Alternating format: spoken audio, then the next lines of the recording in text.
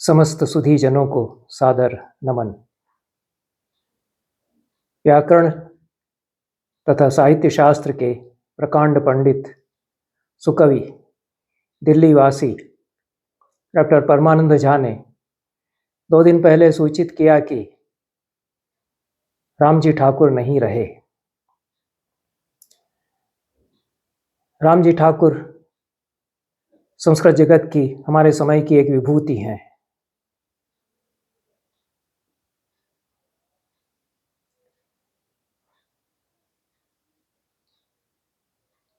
उनके जीवन के अंतिम कुछ वर्षों में मेरा उनसे परिचय हुआ। साहित्य अकादमी के केंद्रीय संस्कृत बोर्ड का मैं समन्वयक था। साहित्य अकादमी के पुरस्कार, मौलिक संस्कृत रचनाओं के लिए जो पुरस्कार भारतीय भाषाओं में साहित्य अकादमी देती है, उसमें उनके नाम का प्रस्ताव आया। तब मैं उनके नाम से परिचित हुआ, उनके काम से परिचित हुआ, उनकी पुस्तकें देखने का अवसर मुझे मिला। मैं कुछ चमत्कृत हुआ कि मैं रामजी ठाकुर को क्यों नहीं जानता था अभी तक। अच्छा रहा कि सर्वसम्मति से रामजी ठाकुर का चयन हुआ साहित्य अकादमी पुरस्कार के लिए। 2012 का साहित्य अकादमी पुरस्कार संस्कृत कविता के लिए उन्हें दिया गया। पुरस्कार लेने के लिए जब वे आए तो उनसे भेंट हुई, परिचय हुआ। संत पुरुष सौजन्य सहित सौजन्य मय पूरा विग्रह उनका। संपर्क उसके बाद उनसे कुछ होता रहा। पत्र वे लिखते थे। बहुत छोटे से गांव में कहीं वे रहते थे, इसलिए उनको चाहकर भी दिल्ली बार बार बुला नहीं पाया। राष्ट्रपति सम्मान से सम्मानित हैं रामजी ठाकुर। बड़े विद्वान हमारे समय के वे हैं।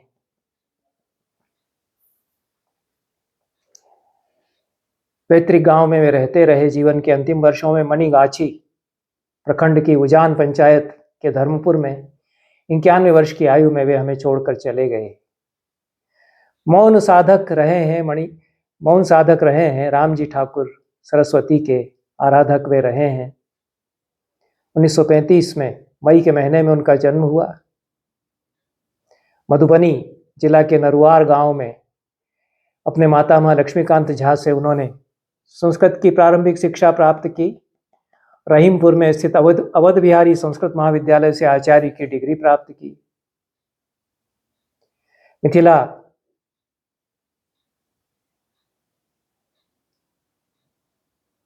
संस्कृत स्नातकोत्तर विभाग में वे अध्यक्ष रहे मिथिला विश्वविद्यालय में।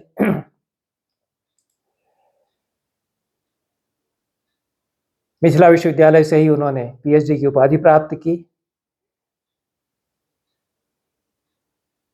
आरंभ में उन्होंने अपनी सेवा राम प्रताप संस्कृत महाविद्यालय, जो बेनीपुर प्रखंड के बेगनी गांव में स्थित है, उसमें साहित्य के प्राध्यापक के रूप में दी। फिर सरिसप पाही में महाराज लक्ष्मीश्वर सिंह महाविद्यालय में संस्कृत के प्राध्यापक वे रहे और बाद में विश्वविद्यालय में उपाचार्य और आचार्य वे रहे। 1955 में सेवानिवृत्त हुए। राष्ट्रीय संस्कृत संस्थान की शास्त्र चूड़ामणि योजना में भी वे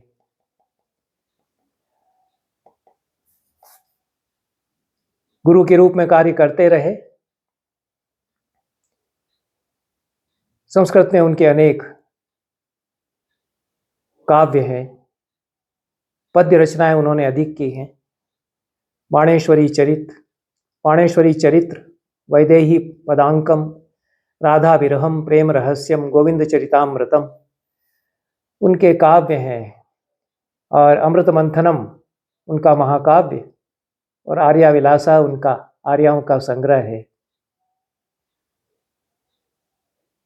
संपादित और अनुदित ग्रंथ भी उनके अनेक हैं।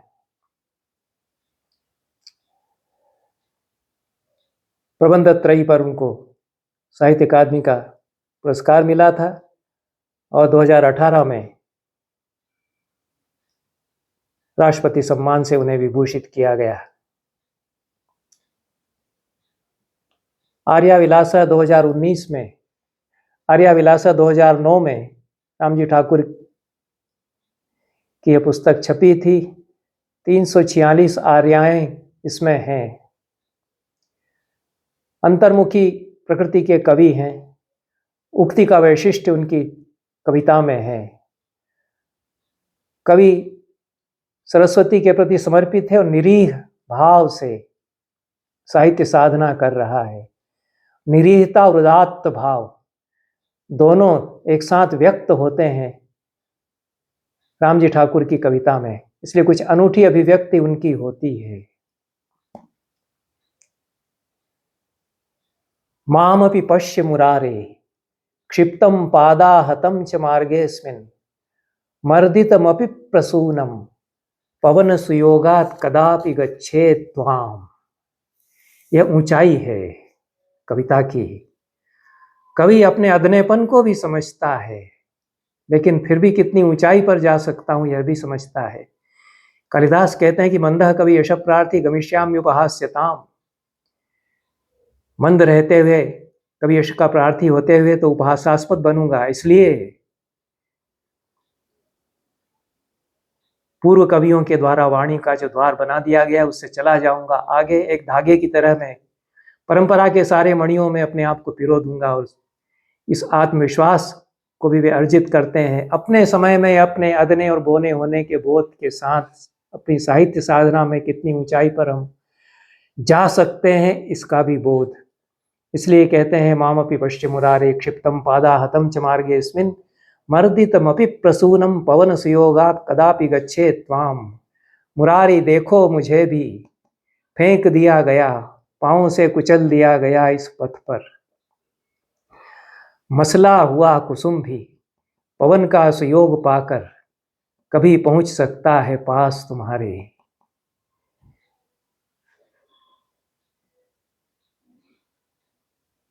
पारंपरिक रीति से कविता की रचना की है रामजी ठाकुर ने। पारंपरिक बोध के वे बहुत अच्छे कवि हैं। परंपराओं को आत्मसात करके कविता के पथ पर चलते हैं। पर जो परंपरा में नदीशने वह कितना आधुनिक हो सकता है, यह भी रामजी ठाकुर, जो संस्कृत के जितने बड़े कवि रहे, जितने ही पारंपरिक हैं उतने ही आधुनिक हो जाते हैं। परंपराएं निरंतर अपने आप को आधुनिक बनाती है। संस्कृत साहित्य में स्त्री को लेकर उनकी उक्तियां बड़ी मार्मिक हैं। बहुत सारे काव्य उन्होंने स्त्री को लेकर के लिखे, बहुत साहसिक भी हैं।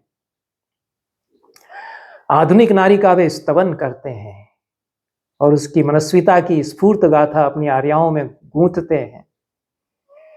विक्रीता धन लोभात स्वर्ग प्रलोभात क्वचित प्रदत्ता वा अवमानितेह नारी संप्रति जागर्ति मानमधिगंतुम। धनमिव मता सदेयम धर्म सुतेनापि हारिता द्यूते।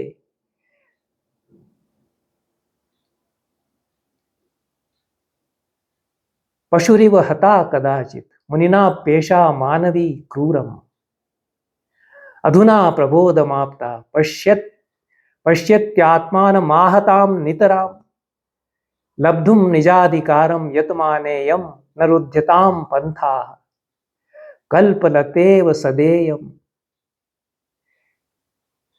स्नेह रसेनैव सिच्चितां साधु अर्धांगिनी प्रसिद्धा सर्वस्वं या मुदा प्रयच्छन्ति। ये आधुनिक स्त्री को लेकर के और स्त्री की नियति को लेकर के हमारे समय में ये संस्कृत कवि की अभिव्यक्ति है। धन के लालच से बेची गई, स्वर्ग पाने के प्रलोभन से कहीं दान में दे दी गई, अपमानित की गई थी जो कभी, वह नारी जाग उठी है अपना स्वाभिमान, फिर से अपना स्वाभिमान अर्जित करने के लिए। जिसे दौलत समझा जाता रहा, जिसे धर्मराज धर्मसुत भी जुए में लगाकर हार गए, पशु की तरह जिसको मारा गया मुनियों के द्वारा भी क्रूरतापूर्वक, वही यह नारी अब जाग उठी है।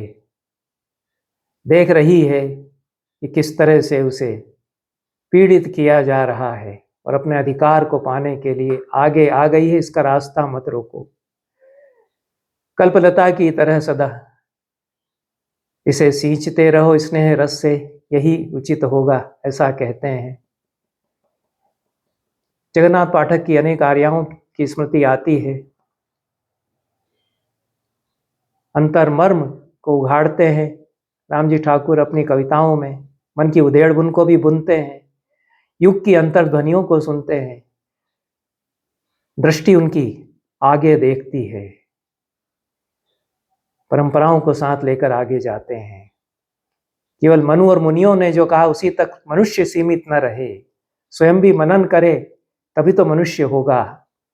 वे कहते हैं, मनुना मुनिभिश्चान्यैर यदा यदुक्तम तदास्तु ते सत्यम, अधुना यत् करणीयम विवेच्यमेतद् विवेकिना भूत्वा। यह विमर्श भी वे करते हैं। मनु ने कह दिया, मुनियों ने कह दिया, ठीक है, कहा उस समय उन्होंने। अब हमें जो करना है वह विवेक के साथ, विवेकी बनकर के हम विचार करेंगे।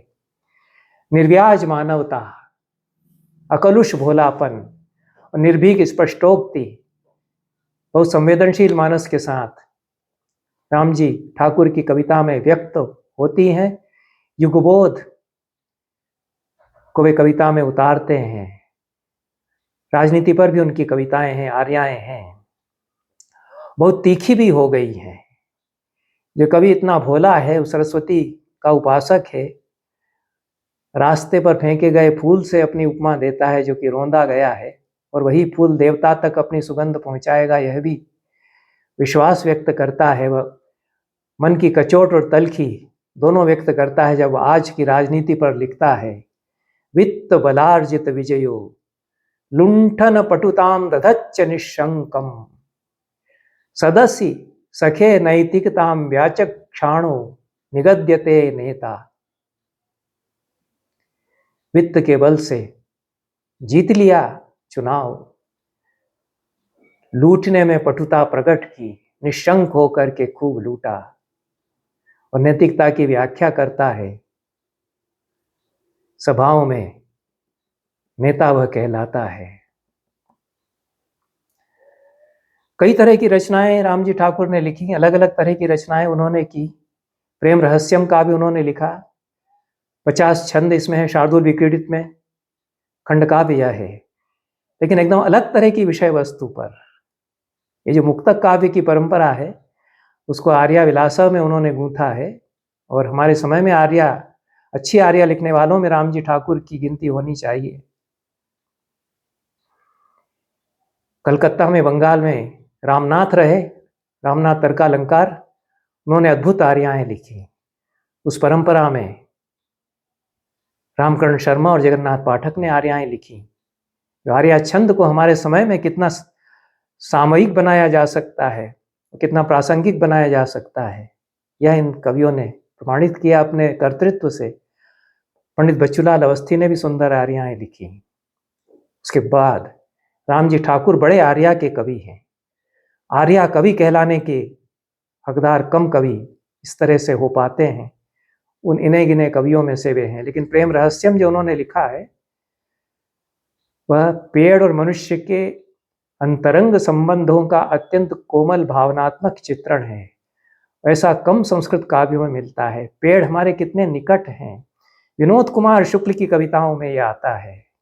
पेड़, प्रकृति कवि के भीतर के जगत में चली आती है, नहीं आती है तो मैं उसके बीच चला जाऊंगा। बार बार वे जाते हैं, अद्भुत अभिव्यक्तियां करते हैं। पेड़ों से बड़ा अंतरंग लगाव प्रकट करते हुए आज का जो उपभोक्तावाद है, मनुष्य की स्वार्थ लिप्सा, पर्यावरण के विनाश पर पूरा यह काव्य जो है बड़ी मार्मिक टिप्पणी है। पेड़ों की अंधाधुंध कटाई, उसके विरोध में जो आंदोलन हो रहे हैं उन पर किसी कवि ने लिखा हो इस तरह से मुझे जानकारी नहीं है। लोगों ने अपनी जो बलियां दे दी,